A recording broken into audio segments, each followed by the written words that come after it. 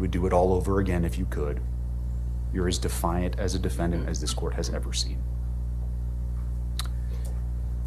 You don't have those histories of drug and alcohol abuse. There's no lifetime of trauma, not even close to the type of mitigating circumstances I would see from many folks who sit in that chair. No, to the contrary, Ms. Peters, you are a privileged person. You are as privileged as they come. And you use that privilege to obtain power, a following, and fame. And to be sure, there's no doubt in my mind that it's exactly what you wanted, and it defies all sense of common sense to believe when you suggested to me a few moments ago that you didn't want this attention. No, you crave it, ma'am. And there is no one in this courtroom who would consider that to be anything other than the absolute truth. But to get to the point of what it is that you did here, it's my impression distinctly that you never took your job of clerking particularly seriously. You didn't complete the certification. One scandal after another followed you in your time as the clerk. And ultimately, it was a belief that the echo chamber in which you live couldn't be wrong, among other things, that led you to do what you did here. This thought process, unfortunately, seems to consume so many in our country, regardless of race, gender, political affiliation, or the like, that what it is we hear and think can't possibly be wrong.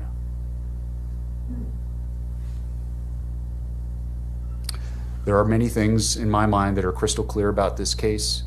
You are no hero, you abused your position, and you're a charlatan who used and is still using your prior position in office to peddle a snake oil that's been proven to be junk time and time again. In your world, it's all about you.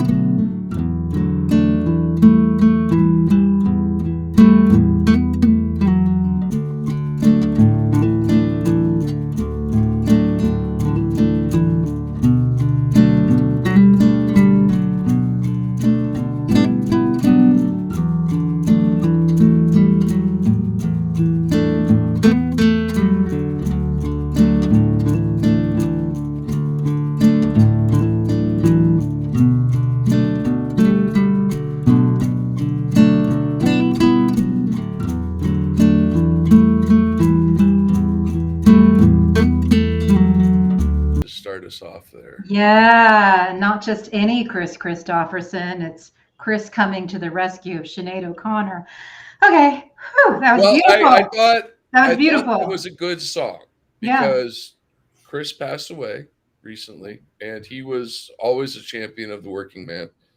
And Sinead O'Connor took the Catholic Church to task for its abuses. And I thought that was a good song because we're going to talk about the Catholic Church and how it's being abused. We're going to be talking about a very extreme faction of the Catholic Church that many Catholics don't even know about. Welcome, everybody, to Rad Pod and Chill. What an incredible opener. My name is Heidi Kuda. I'm with Jim Stewartson and High Fidelity, my wonderful co-hosts. And we opened with an important newsbreaker that occurred today. And Jim, why don't you kick us off on that? And then we'll say a few words about Chris. Well, I mean, Tina Peters, one of the most vociferous and loud of the election fraud purveyors, who actually abused her position to try and hack election machines in 2020, all based on the big lie, all based on bullshit. Good pal of Mike Lindell, my pillow, Mike Lindell, who paid her and set her up and put her on stage and everything else. And she just got 9 fucking years, which is great. It was fucking awesome. And we'll talk about the Jack Smith motion, which had some names in it as well. Yeah. And I get that we're moving up the chain or something, but still, Tina Peters is a little. She's just a very annoying and criminal, absolute fucking racketeering, election fraud criminal who needs to be in prison for 9 years. It's the first sentence I've been like, yeah, that's about right.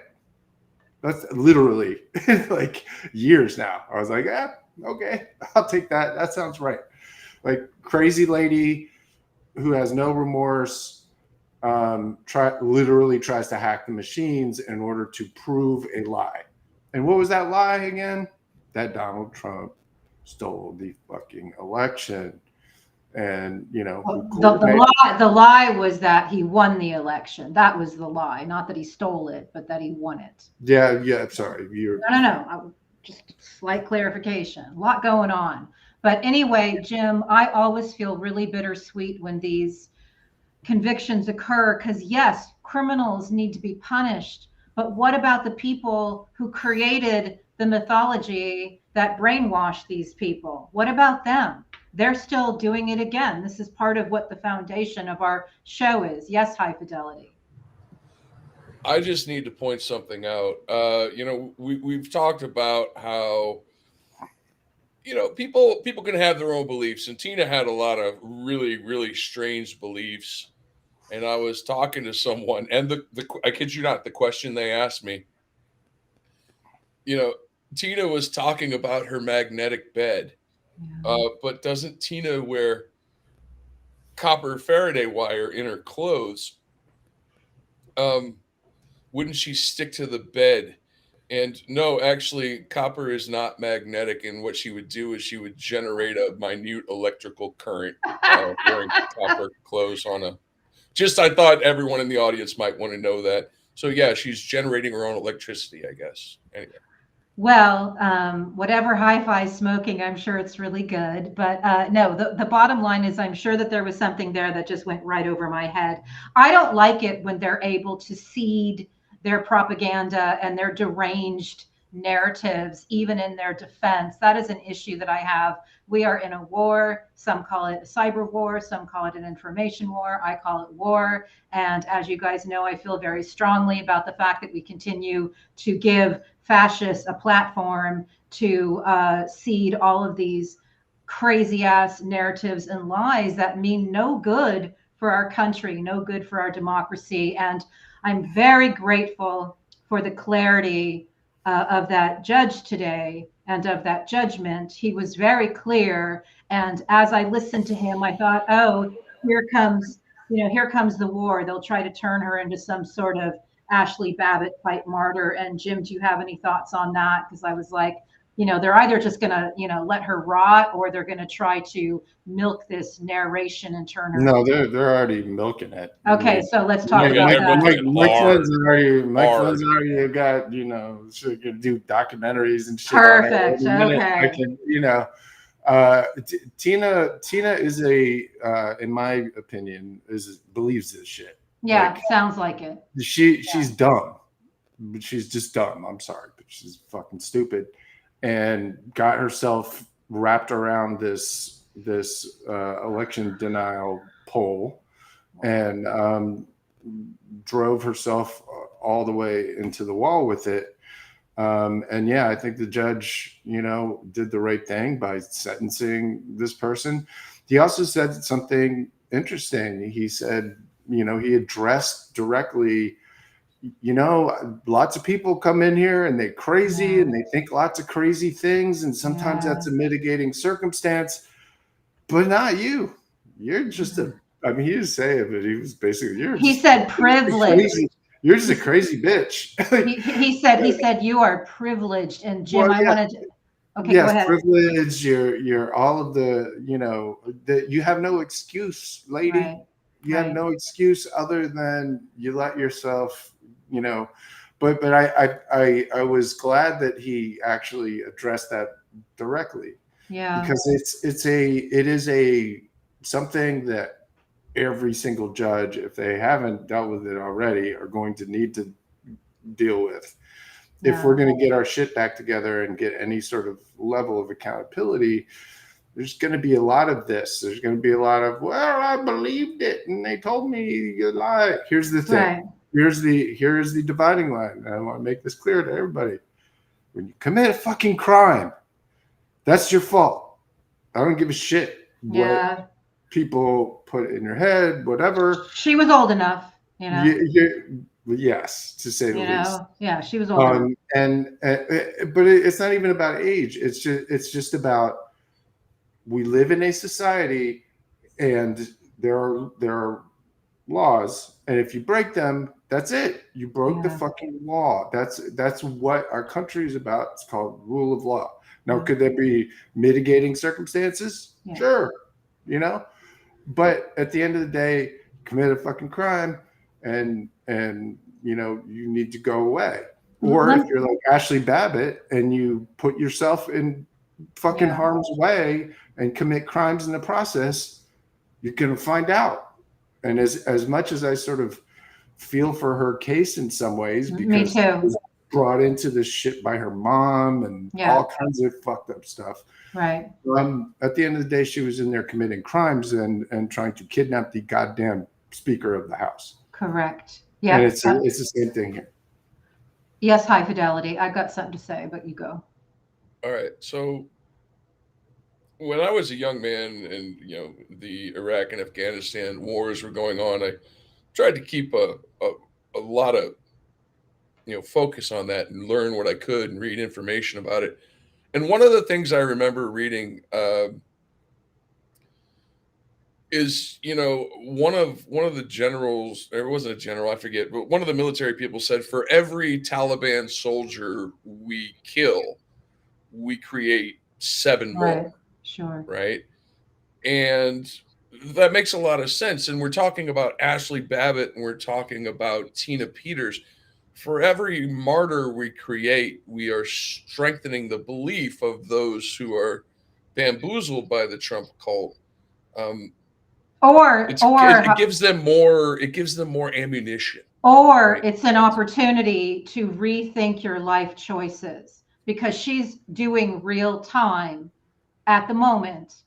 9.5 years, that's real time. So there might be people watching that who are thinking about becoming some sort of vigilante, who might go, wait a minute, this is all fun, but I don't want to do 9.5 years like Tina Peters. So there is that aspect too. But Jim, I want to ask you something.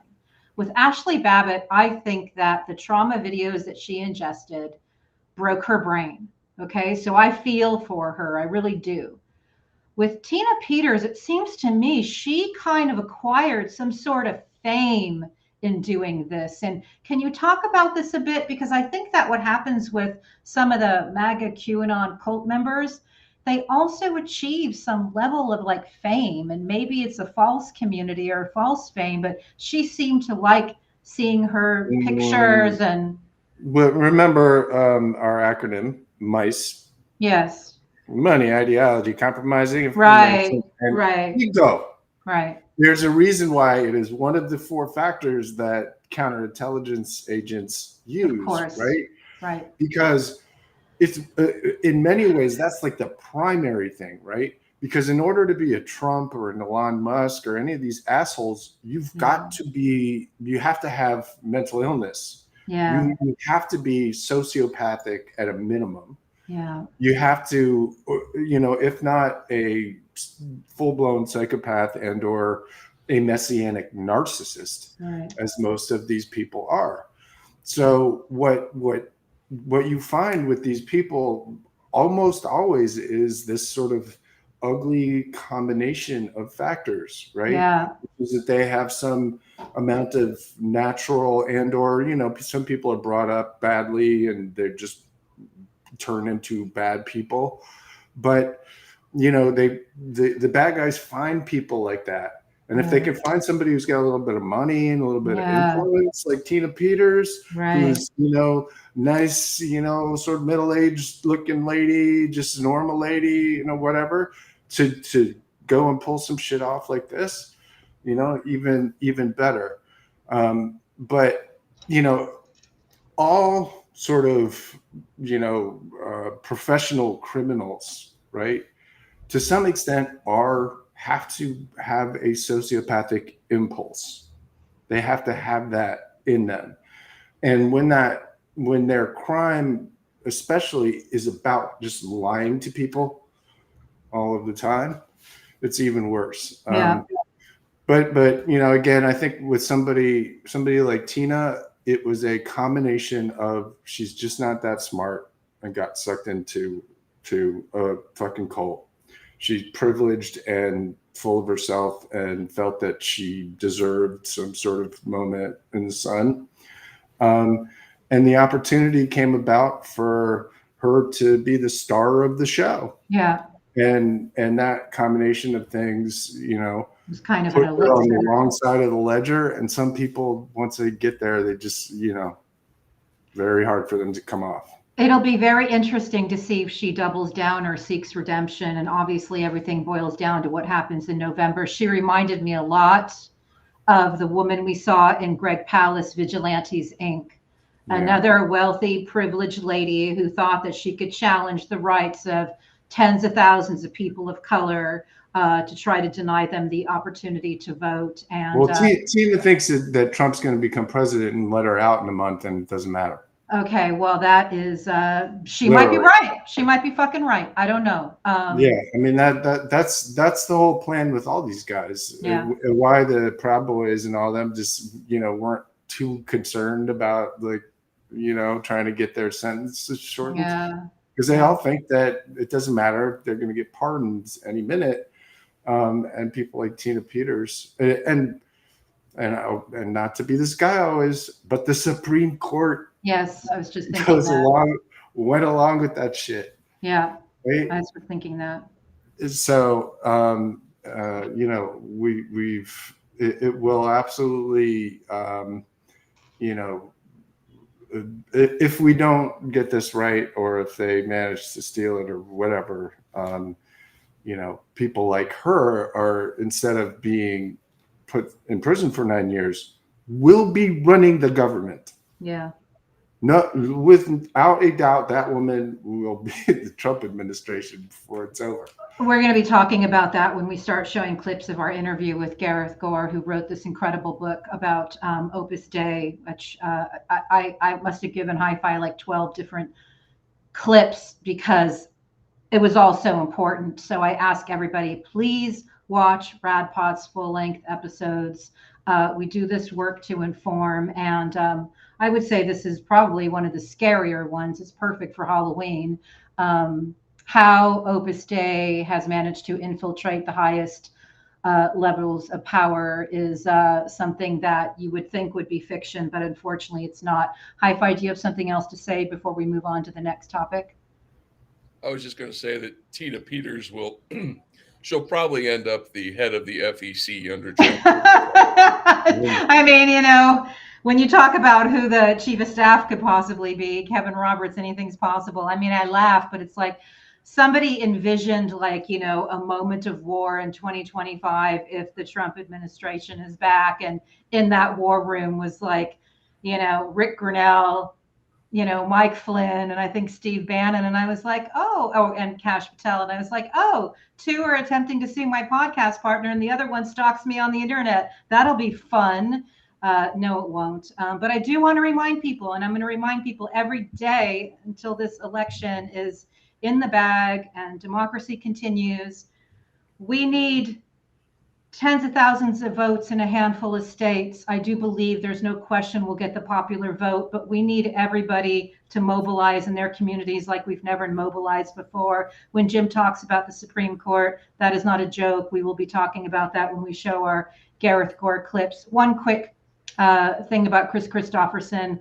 My mom's best friend's this first wife. I grew up with a couple of his kids, and I was very lucky because I went to Catholic school and I had to wear a uniform every day, but I was the same size as his daughter Tracy, and I got all her hand-me-down clothes.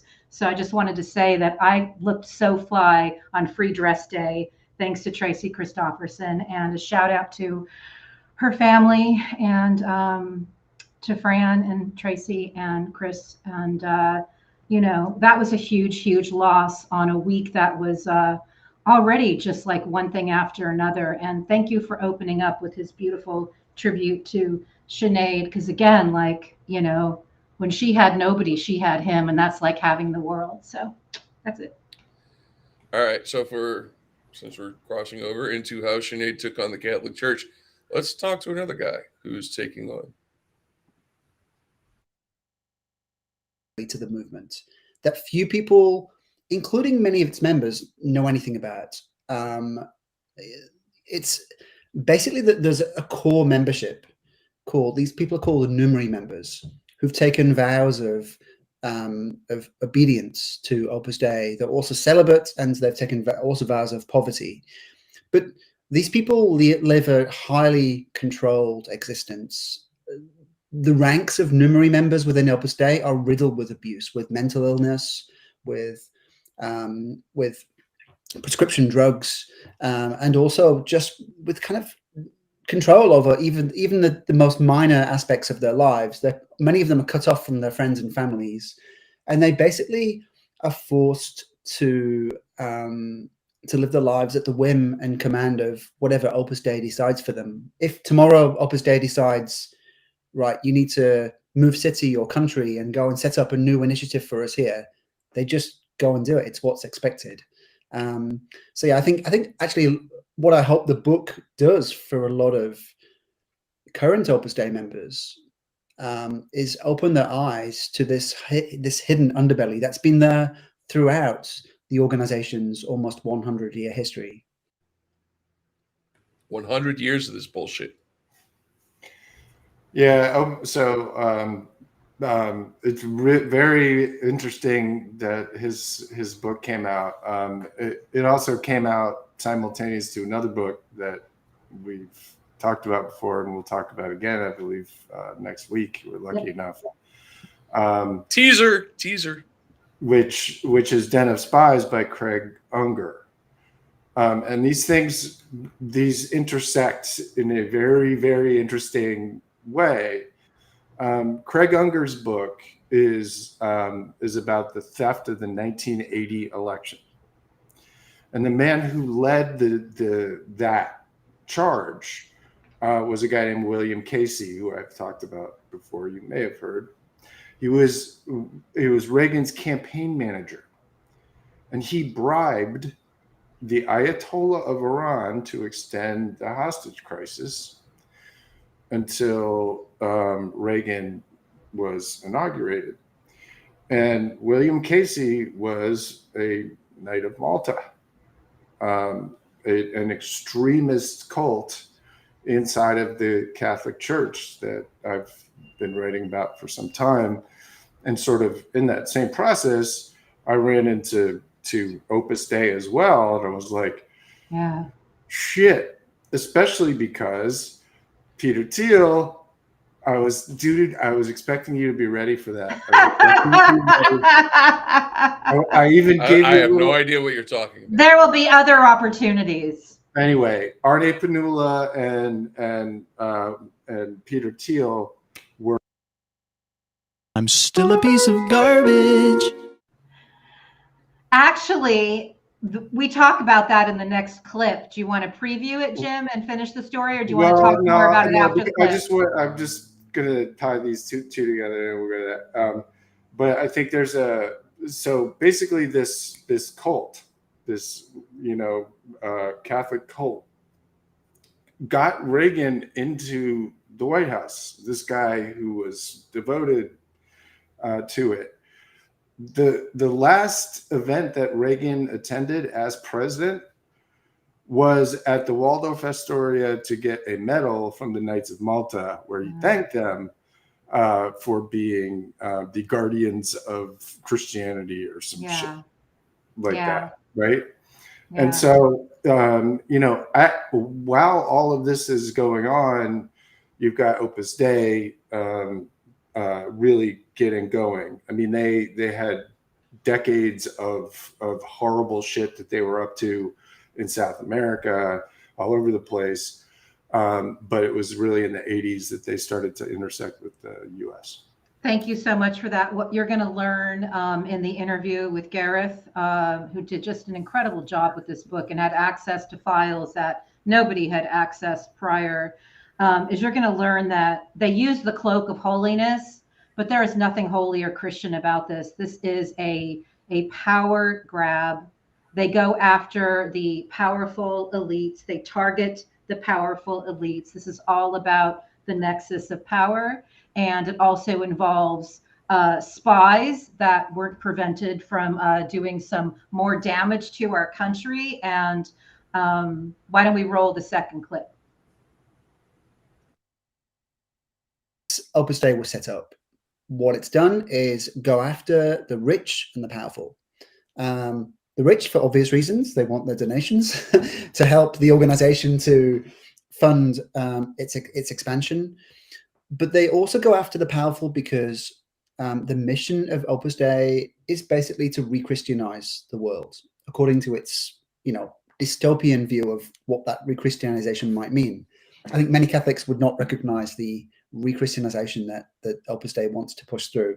It's always gone after the elite because that's how you change society, through politicians, through the judiciary, through billionaires such as Peter Thiel. So Ani Panula was posted out to Silicon Valley, and whilst he was there, yes, he formed a pretty close relationship with Peter Thiel.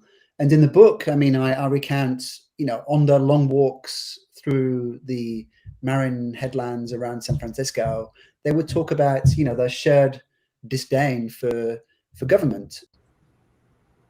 Their shared disdain for government. Yeah, and I will dare say their disdain for democracy. Yeah. Yeah. So Arne Panula, when he met Peter Thiel at Stanford, Arne Panula had just gotten back a few years, well, maybe 10 years before, from Spain, where he lived for years with the founder of Opus Dei, Jose Maria Escriva. Right. Lived with the founder, the founder who started Opus Dei in the fascist Falangist movement in Spain, where this fascist movement overthrew a burgeoning new democracy, where this guy Franco and the Catholic Church and this crazy motherfucker Jose Maria Escriva came in and said, "Oh no, we can't have this this liberalism, this democracy. So we're going to team up with Hitler, and we're going to have a dictatorship in Spain." And for a lot of people, you ask any kid, like, was Spain a dictatorship? Was there ever a dictatorship in Spain? It wouldn't make any fucking sense to them, right? But we have to remember, it was only in the 70s that the literal dictatorship of Spain was broken apart, and in many ways it was enforced and you know, connected to the power of the Catholic Church through Opus Dei. Thank you for that. That is the movement that drove Arne Panula to meet young gay undergraduate Peter Thiel in you know, in the late 1980s to have a 30-year walk in the woods relationship. And there are members that are very close to Trump's orbit who are members of this extreme faction. And it's important to note that the founder has been canonized, despite the fact that the current Pope understands how dangerous this cult faction in the Catholic Church is and has tried to mitigate it, but he also understands how powerful it is. And Gareth talks about that in the interview. One thing that's very important to note, and this broke this week as Gareth's book Opus was dropping, Argentine prosecutors accused Opus Dei leaders in South America of trafficking and labor exploitation against 44 women recruited by the religious order to perform various tasks. Now, they say women, but some of these women were very young when they actually accused Opus Dei leaders in this trafficking and labor exploitation scandal. So just no, they were children. There was just pointing that out teenagers, because young, as impressionable, gullible, foolish. Listen to, well, hold on a second. I once was, I about almost 20 years ago, I had a book deal with a billionaire, and we were in Costa Rica at the time. And needless to say, the project did not work out for a number of reasons, but I will never forget something that he told me. He said that if you're born beautiful in Costa Rica, you can feed a family of 6. If you're born ugly, you die. Yeah. So I never forgot that, because that was like so gross, but it was like, so wow, that told me a lot about who this person was. We lasted like 4 days and the deal was off. But I will say that when you talk about foolish, it's like some people with, few options might think that they're being offered something that looks good, and then it turns out not to be good. And this goes back to this holy cover that is used by these cultic factions. Please listen to Radpod's interview with Gareth Gore, but also listen to Stephen Hassan's interview with Gareth Gore, because you will see the cult parallels and the cult tactics that are used within Opus Dei. And again, go ahead, Jim. I'm just gonna say it's not cult tactics. It's not, adjacent to cults. It's a fucking cult, like a hardcore authoritarian cult that is all scales up and speaking of Hassan and the bite model, which gives you categories for what a cult is. It controls your physical body, your ideas, your emotions, your activities, your time, all of the things that cults do in order to keep people repressed and subservient. And that was what was disclosed in Argentina. Now, Argentina, unfortunately, was a place where a lot of very bad people, especially including Nazis, went.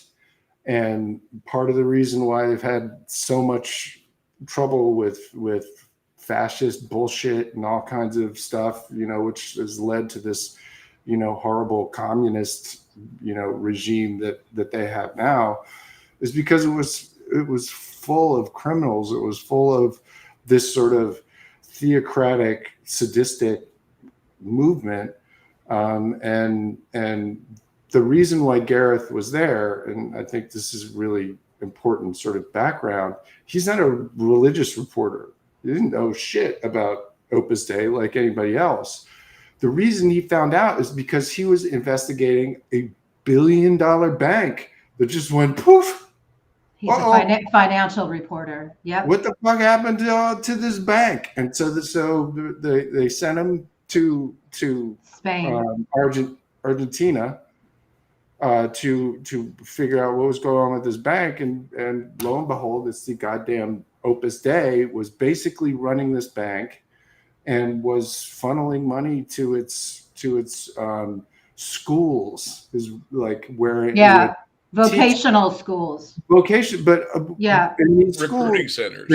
They were literally trafficking kids and allegedly.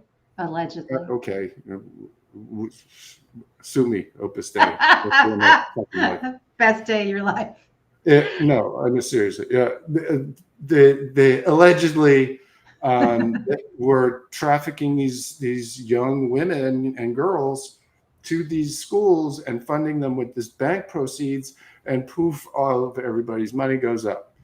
And isn't it a sad thing, can I just say, that it takes a financial reporter and it takes people losing money, right? Yeah, right. How many women and girls were suffering are still suffering all over the goddamn world from this cult. And they are. It also takes a brave financial reporter. Oh, okay. Yeah, But the only reason people found out is because somebody got their money hurt. That's true. Right? Yeah. That's the only reason they sent somebody of his caliber to investigate. It's because there's $1 billion involved. So, oh my God, we have to get somebody good on it. And they did. And thank goodness for him. Yeah. But where was everybody else investigating this fucking cult that's been around for 100 years? It's been doing this all over the place. Yeah. And really importantly, you know, these activities are horrible. But why is it relevant to us? Because Leonard Leo, who put fucking 6 of the members of the Supreme Court on there, is deeply affiliated with Opus Dei. Yeah, linked to extreme religious. Let's put it that way. Yeah. Bill Barr, who tanked the Mueller report, who let Roger Stone loose, who let Mike Flynn loose. Yeah. Opus Dei's lawyer, literally. Yeah. Opus Dei's lawyer. Pat Cipollone is another one. Cipollone, but I mean, to be fair to Opus Dei, Pat Cipollone is Opus Dei, but Pat Cipollone did not approve of the whole violence against the Capitol thing. It's a small line that he drew, but he did draw a little bit of a line. I almost threw up when you showed an old clip of Bill Barr covering for Mike Flynn today. I literally was like, wait a minute, isn't that a crime? It should be. And the thing. Can you share what he said? Because it was why people hate lawyers. I don't hate all lawyers, but I'm saying I love some lawyers. But well, the thing why that really, they don't like, you know, corrupt lawyers. The thing that really dug me wrong was that it was highlighter Catherine Herridge who's interviewing. If you don't know highlighter Kathy, she was on CBS and all Hunter all the time. Yeah. Until she got fired and they took all her shit and she was really mad, but now she's just doing Russian propaganda like she always wanted to anyway. Oh wow. What a surprise. So, yeah, but she interviewed Bill Barr and you know, it was like, well, it was these softball little questions that she poofed up there for him. And, you know, he was just like, sometimes people plead guilty to things that aren't crimes. It was like, what? No, you don't. No, they don't. They don't do that. That's not a thing. And what Cokeland think tank and who got Rufoed on that one? Who came up with that line? Well, because that was like. So you know, to put not to put too fine a point on this, but to bring it home, the 3 months before Bill Barr dropped the charges on Mike Flynn, Bill Barr got a letter from Jack Singlob at America's Future, 99-year-old Jack Singlob at America's Future with Phyllis Schlafly's letterhead on it, sent to Bill Barr saying, "Oh, you have to drop the charges on this fine young man." And, you know, 3 months later, he did. And Jack Singlob was worked with William Casey, the aforementioned William Casey, on Iran-Contra. So that's our cue to purchase Den of Spies. Buy Opus, buy Den of Spies. Those are the 2 books that you need to get right now. High Fidelity. Well, so we've been talking a lot of history. We've been talking about William Casey. We've been talking about William Barr, their connections to Opus Dei, the shit they pulled in the past. Leonard Leo, we've talked about him putting 6 of 9 Supreme Court justices on the court, right? But we're not talking about what they're doing right now. And what they're doing right now is something called Teneo Network, right? And this is their multimedia company that is not just Leonard Leo, but also Josh Hawley, Mr. Raise the Fist at the Capitol and then run like a bitch, Josh Hawley. Mr. Stanford. Yeah, there's all sorts of people involved. Oh, you know who else is involved? I'm still a piece of garbage. I thought that was good. That was good, right? Was that all right? I was a little yes. But To be absolutely serious, I need to remind our audience of something Lee Atwater said back in the day, and he said perception is reality, right? Yeah. And when we think about how perception is reality, I'm just going to show you two different flavors of reality right quick. All right, I'm going to show you. Here's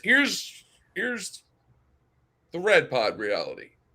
You know, Heidi wrote this excellent article about, you know, who goes Nazi. An 83-year-old prediction of J.D. Vance.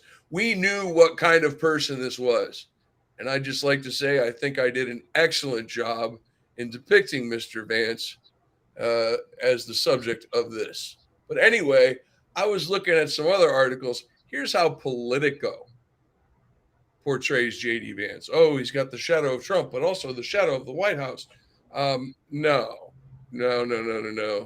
The guy should be known for what he is, which is an eyeline. He's an eyeline wearing Nazi attached to Opus Dei, Peter Thiel, Rumble. I mean, J.D. Vance and Peter Thiel funded Rumble. You can still find Russian propaganda on it. What the hell, people? This should be obvious by now. Thank you, High Fidelity. RT has been banned in multiple countries. RT has been banned internationally. You can still find it on Peter Thiel and JD Vance's Rumble. And every time I ask Hi-Fi to send me a screenshot of RT's latest live stream on Rumble, it has 126,000 subscribers with 23 million views, 24 million views of whatever live stream they've had. How much is enough?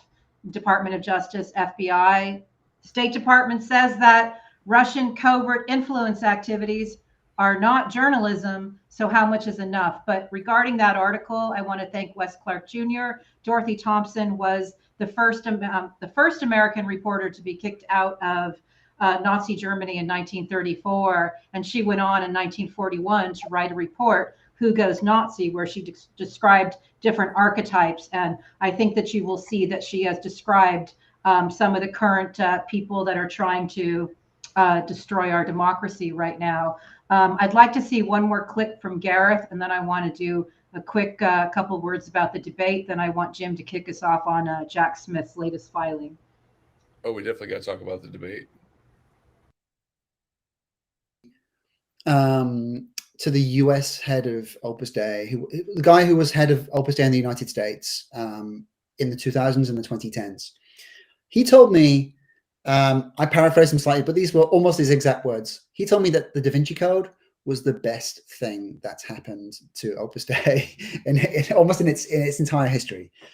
So Dan Brown almost did them a favor. So, you know, clearly Dan Brown's novel was a work of fiction. And what he did was he took, and novelists do this the whole time. They take elements of real life and they fictionalize them. And Opus Dei was able to run with that quite successfully. So what it did was it said, look, this guy, you know, this albino monk that's out there assassinating figures and stuff, you know, this is so like left field and so crazy that, look, if you really want to learn about the real Opus Dei, then we'll come and we'll tell you all about it. So they used it very successfully to market themselves to a much bigger audience. Suddenly the book catapulted them into the mainstream and they were able to really ramp up the recruitment efforts. So the Da Vinci Code did them a huge favor, in fact. Although, you know, some of the elements that Dan Brown touches on in his book are absolutely true. He talks about, you know, the group's medieval practices and its abuse of women. He talks about these things in the book, but because obviously he kind of goes a step too far in fictionalizing things, then they ran with that and were able to not address the real issues. Not address the real issues of Opus Dei. It's funny, again, how perception is reality. Oh, no, this movie's crazy. No. We're nice people. Come join us. Come to us. Yeah, anyway. Jim, anything on that? Cult. Thank you. Cult.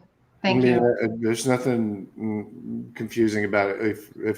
If you listen to, if you know how cults operate and you see what they do, this is what it is.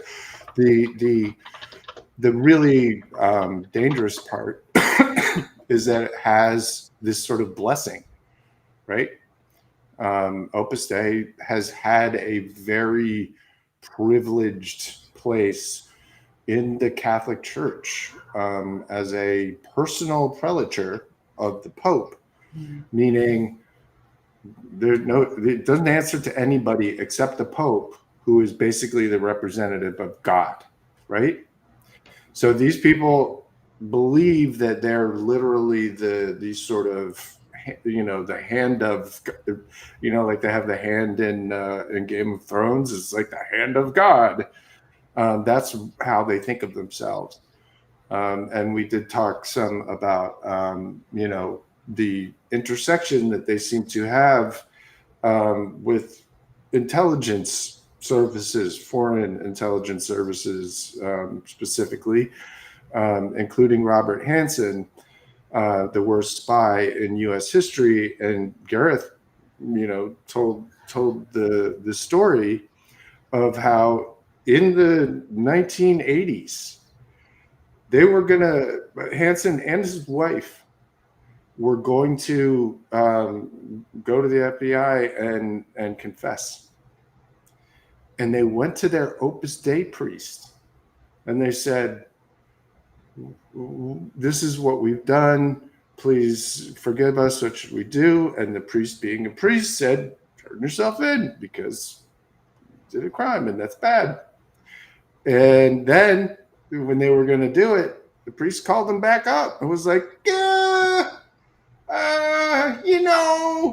that whole thing about telling, don't do that. Just don't worry about that. Just don't do the spying. That's fine. That's fine. And Jesus loves that. And in the next 20 years, he murdered, a number of CIA agents by blowing their cover.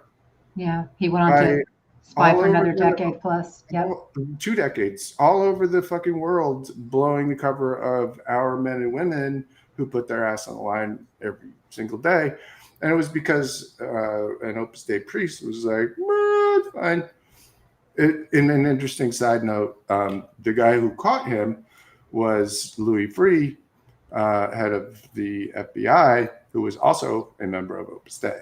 But that's a different story. It's just so crazy. So I think it's really important that we talk in the interview. 90,000 people. Let's just be clear. Think about this. There's 90,000 of them in the whole world. And at the same time, you had the FBI director, the biggest spy on planet Earth, and the personal secretary of Pope John Paul II were all Opus Dei members. Yeah, Opus Dei means work of God, by the way. What is the probability? What is the probability of that? Crazy, right? So all it means is they're very powerful. Very powerful and very influential, powerful. and it's real. That's the thing that people have, that I think is the most important thing to understand. I want to give one quick example of another example of this, of how this sort of influence works. Alina Habba brought up in the Knights of Malta. Her father is the chancellor of the U.S. Knights of Malta. And what did she do? Right? She turned herself into Ivanka and sidled herself up to a guy that she absolutely knew was gonna, I get to have her as my lawyer. Amazing. And in the meantime, she's basically kamikazing this guy into the fucking government because that's her job, just like Opus Dei. It's the same thing. These are cults that come through families, come through churches, come through organizations, and they bring this kind of shit along with them. Yes, and we have talked a lot on this show about Opus Dei and Christofascism and misogyny, and you will hear a lot about that in our interview with Gareth Gore, but you will also hear that its early incarnation and its early leaders were perfectly fine with fascist Spain. Even before war broke out, tens of thousands of people were being murdered, and they were okay with that. And I bring that up because, and you guys may have a different point of view on this, but as you know, I think it's very dangerous to normalize fascism and normalize authoritarians. And I was not happy with the debate because I felt like, once again, we were normalizing something that's incredibly dangerous. And J.D. Vance, as High Fidelity said, his tentacles are linked to all the things that threaten our democracy in this moment.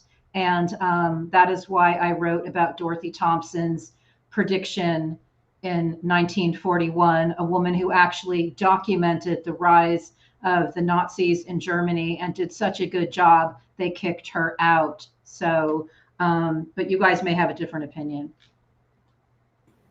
I mean, I felt that way too. I felt that Tim didn't go hard enough at him. But also, you know, I kind of got it at the same time. In the reality of this moment, right? Well, getting into a fist fight with that motherfucker was not necessarily the move, right? Of course not. Yeah. I don't mean literal fist, you know what I mean? Like spewing back and forth, you know, and you know, he just probably wasn't thinking this far ahead. I think mostly Tim was just nervous in the beginning, but the way it behaved basically was like a giant trap, right? Where they're kind of like, oh, we kind of agree on these things until it came to the fucking moment at the end. And, you know, Tim was like, nope, that's where it ends, right? And so for us who are steeped in this and want a sort of appropriate reaction to him, we want more than that. But I think there's an argument to be made that it probably had a bigger impact on their voters to see that this Tim Waltz guy is just like a normal guy, as opposed to the enemy. I think that's probably on balance was more valuable than if it was a far more combative situation. I think probably I'm reading so much history right now, and I think playing nice with these guys, you don't have to get into fisticuffs, but I think we're an insane country to be propping them up in prime time. I think our country has lost our fucking mind. And I did my usual roundtable with Republicans that I know and older adults that I know, and they're like, they were both so nice. Both so nice. Perception is reality, right? Here was my biggest problem with the debate, and it wasn't. I mean, yeah, you normalize J.D. Vance; he's a fucking Nazi. We know what's up, right? But my biggest problem with it was when Tim Walz said, you know, we are not going to be the frog that is slowly boiled in the pot. We're not going to let them boil the pot. I hate to bring it to everyone's attention, but the water is already boiling. It's pretty hot. Yeah. There's at least steam coming up. So I loved him. I loved Tim Walz. There's no question. We are so lucky to have him on the ticket. There's no question. I used to recoil when you guys used the word Nazi when you describe some of these people. I use it now because that's what they are. They are talking in genocidal language. They are absolutely using words like vermin. They are telling us they are going to round up millions of people. It's like, I don't know what we are waiting for. And even Timothy Snyder, whose work has been so impeccable, talked about Trump's Hitlerian month. And it's like, so for me, again, I'm reading a lot about these people, and every single reporter who was there said, don't wait to act. Don't wait till it's too late. And I feel like here we are, and we're still normalizing this shit. And I know, Jim, you watch news, so you see that they are still putting people on who were part of Trump's administration, which again goes to further normalizing this stuff. So I think it's a crisis. Yeah, the problem, the basic problem that we have is that we have this political system that we're trying to shove this guy through who is not political. What Trump is doing is not political. It's a psychological. Well, it's a fucking criminal act, if you ask me. Oh, okay. Yeah. Thank you. Yeah. It's psychological war on people. He's not trying. There's no in politics, right? It's the root of the word. It's about polity. It's about people agreeing on things. It's about all that, and that's the opposite of what he's doing. And I think our basic problem is that we've got this completely non-political beast, who everyone is still trying to shove into this political system, right? And the political system says, and when I first saw them on the stage, the other night, I was like, oh, look, which Pez dispenser do you pick, right? Because they're both standing behind that little podium with their heads sticking up, and it's like, oh, it's one or the other. On the other hand, one is a school teacher and a wonderful human being, and the other one is a fucking android from Nazi Mars who wants to fucking terrifying destroy us. Nevertheless, we have what we have. Yeah. We have the communication systems that we have. We have the system that exists, and what we can't do is explode it at the same time as we're trying to defend it, right? So it's a tough situation. I think there's no choice but to have these people debate. The problem is a debate is supposed to be between two candidates who, at least in theory, actually sincerely believe what they are saying. Sure. And none of that is the case with Trump or Vance at all. No. And so we're basically, we are in a situation, but I don't think there's much more we can do at this point. And right now, my focus is like, shields up, man. Like, where is this coming from? Right. Where is the attack going to come from? Right. Like violent attack, although I think that's going to be part of it. Right. I guess I get such a strong reaction too, because again, I went back to Weimar Germany, where they used fake racist lies about immigrants to gain power. And we are watching Trump and Vance use fake racist lies about immigrants to try to gain power. And I'm holding up my Mr. Smith Goes to Washington mug because I want to segue to Jack Smith's recent filing. But go ahead. Yeah, I was just going to say, I wrote a piece that started with the Crusades. Yeah. Right? I feel you.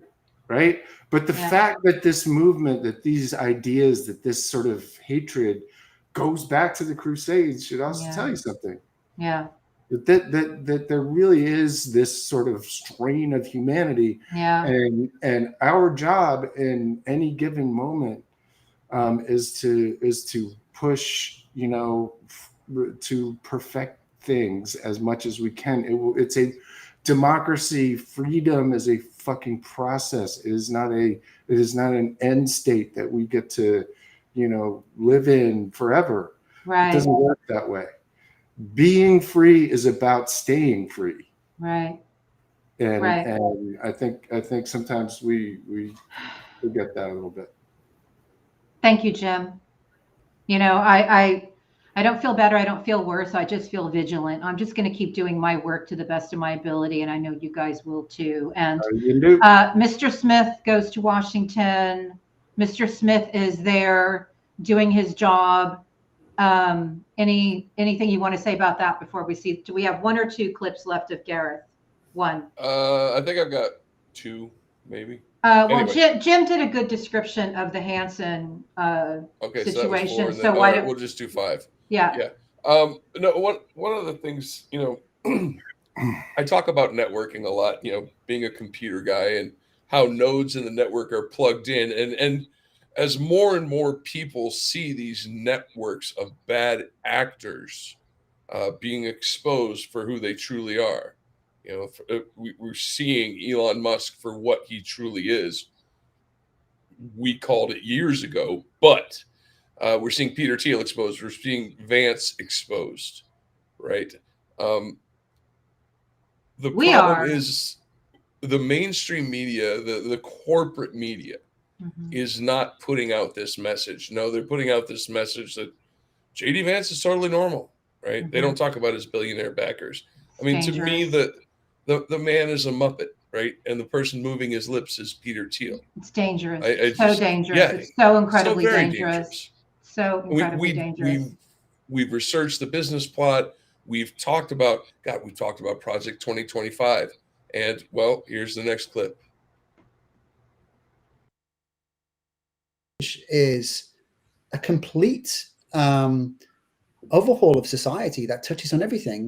They want to turn the clock back, not just to the 60s and pre-Vatican II, but almost much further. It's scary stuff. And the current election in the US is going to be critical for that.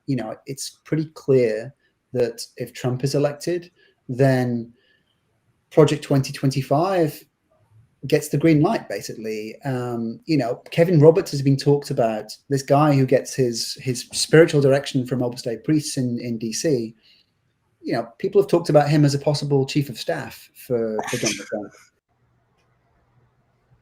A potential chief of staff. I mean, so this is insanity. For people who don't know, Kevin Roberts, president of Heritage Foundation, architect of Project 2025. He's the guy who's, speaking of Muppets, who said that the second revolution is underway and it will be bloodless if the left allows it to be. So that is, and JD Vance wrote the foreword for that Muppets book. By the way, that just leaked. Yes. The foreword, and it include the last line of it is something like, "It's time for the muskets." I was like, it's okay, time to load the muskets. Yeah. But he seems so nice. He's so nice. He's so nice. Yeah, JD Vance, fuck you, particular, right? Just to make sure. I just should we hit this Jack Smith thing real quick before we let's talk about Jack Smith. We'll run a little over. Why not? Thanks, Jim. Right. But Jack Smith released a 165-page motion, which was to defend the case against the immunity decision that the Supreme Court came down with, making the president a king. And so Jack Smith put out a 165-page report, all with a bunch of redacted names that are all unredacted now because we all figured it out. Because of people online. Thank you, everybody. It's Steve Bannon and Sidney Powell and Cheesebro and Giuliani and Christina Bobb are all co-conspirators, and fucking other guy, Eastman, I believe, is the fifth one. There's a fourth one that is the hidden co-conspirator. The main thing that I found very interesting about it was they skipped the 12-18 meeting altogether. They pretended it didn't happen. Now, the 12-18 meeting is fascinating because that, in my opinion, where it obviously was planned. Yeah. And the reason I say this is because we have confessions and evidence from the people themselves that Sidney Powell went into the White House with Patrick Byrne and Mike Flynn in order to execute Plan A to overthrow the government. which was to rerun the election in swing states based on Hat Tip Gal Suburban Executive Order 13848, which was about foreign interference in the election. And so they went in there to scream and yell and argue with the lawyers about how the lawyers needed to agree to this and put Sidney Powell in as special counsel to oversee this. And Mike Flynn was going to be the field marshal to run all of the military shit or whatever. Now, that didn't work out because they didn't get the report from the DNI as they expected they would, et cetera, et cetera. And so there was a bunch of screaming and yelling. And then right at the end of the meeting, Trump tweeted, "Join us on January 6th. It's going to be wild." So what happened was they went in there with plan A and they came out of it with plan B. And plan B was, "We'll be wild on January 6th. Right. And so the question becomes, why the fuck didn't he put that in there? Why didn't he put that meeting in there? Seems important. Right. Well, I think my best guess, and I think Gal and some others agree, is that the reason is because the entire motion was about official versus unofficial acts. Right. Jack's trying to outwit and outmaneuver the Supreme Court. Well, I mean, I don't know about he's just defending his case because their case, they said specifically that unofficial acts are not exempt.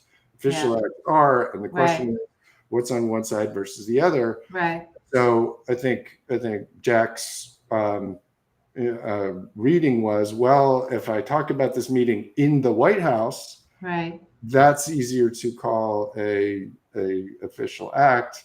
Right. Than something that he did on his phone or outside the White House. Right. So, you know, what this is my guess. Nevertheless, it reveals a guy who knew exactly what was going to happen, wanted it to happen. All of his people wanted it to happen. They were ready for it. Get them to and riot. It fucking happened. Make them riot. They said. Yeah. And also, we're talking about J.D. Vance, who is stepping in the shoes, into the shoes formerly worn by Mike Pence. Well, we know that, according to Trump being alone with his phone, he took to Twitter to condemn Pence, saying he lacked courage. Was told so what when he heard Pence was being evacuated. And the bottom line is that, as you know, there were chants to hang Mike Pence, and the rioters got within 40 feet of him. So, all based on the Pence card by Ivan Raiklin. Right. Ivan Raiklin. Thank you. Ruth Ben-Ghiat warned us that what happens in the rise of authoritarianism is people memory hole things. And we have memory hold so much. And so this filing today was important, if nothing else, to remind us so much of what we already know, and to see that there are still public servants who are trying to do their job. What's the date? October 3rd, 2024. Yeah. I mean, we got Tina Peters. Yeah, got Tina Peters. Yeah, we got you. Yeah, perfect. All right. That's our show. We got the Cowboys. Where's Mike Flynn? Where's Mike Flynn? Where's Steve Bannon? I just got done tweeting about Tina Peters. So where are we going to go? We're done here, right? That's our show. Here. What else? Yeah. What else? Actually, what else you got? We're done here because when we're going to talk about Craig's new book, we're going to talk about Craig's new book next week. Right? Yeah. Teaser, Dennis Spies. Yeah. Dennis Spies coming up, but Chris Christopherson made a television appearance, and I think we're going to let Chris have the last word. Oh, how beautiful! For America at the moment, if it's ill, if it is sick, if anything is ailing it, what do you think it might be? There's a lot of things wrong with this country. I think the spirit is still here. The spirit just needs to scream a little bit. They say the wheel that does the squeaking is the one that gets the grease, so it's time for the spirit to scream a little bit. Well, other than the fact that it reminds me a lot of the flag waving and choreographed patriotism that we had back in Nazi Germany a half a century ago.